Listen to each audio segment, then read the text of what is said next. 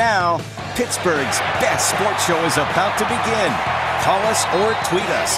We got things to talk about on the Ireland Contracting Nightly Sports Call. All right, Paul Martino, thanks very much. Good evening, everyone, and welcome to a Sunday night edition of the Ireland Contracting Nightly Sports Call right here on the Bordas and Bordas Hotline. And all you have to do is call it at 412-575-2600 if you'd like to talk about any topic that's relevant to the Pittsburgh sports scene.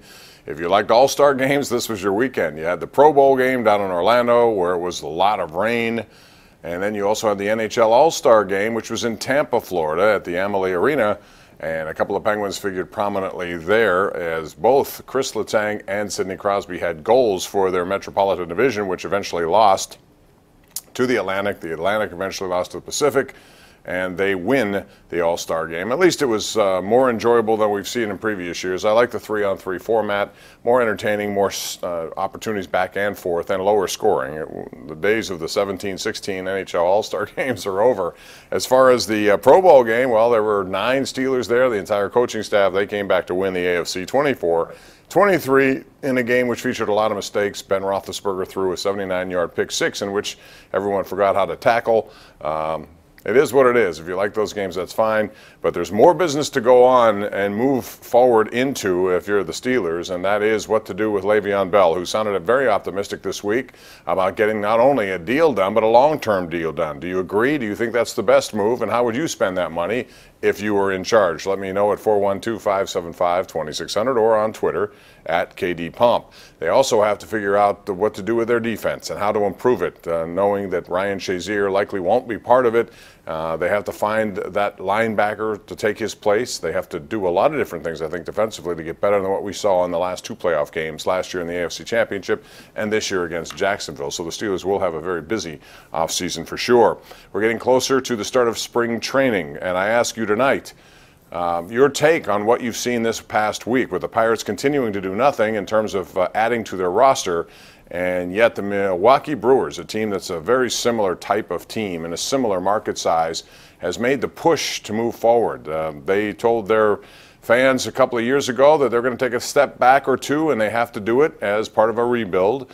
They were honest about that, and they said when the time is right, we will add to it. Well, boy, did they. Lorenzo Cain, 5 years, $80 million. They also traded for Christian Yelich and gave up a lot of their top prospects in the minors to get him.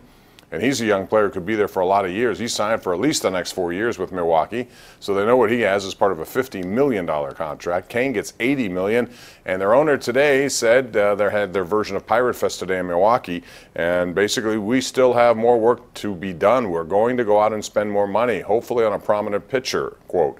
Well, we'll see what they do, but Milwaukee's certainly making a play forward. So I guess my question tonight is, how do you think all of this will affect the Pirates in their attendance, especially on opening day, which has become a ritual for so many people?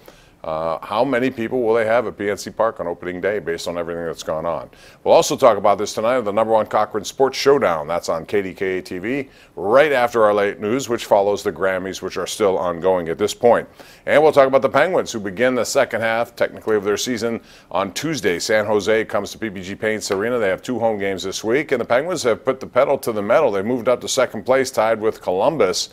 So, from this point forward, what do you see from the Penguins? Do you think they are a legitimate Stanley Cup champion contender once again? The Eastern Conference, to me, has Tampa and a lot of teams that fall far behind them, I think. Boston is a legit threat, and I certainly think the Penguins are too. I think the Penguins are probably the most likely team to give Tampa the biggest problem in the postseason if it comes to that.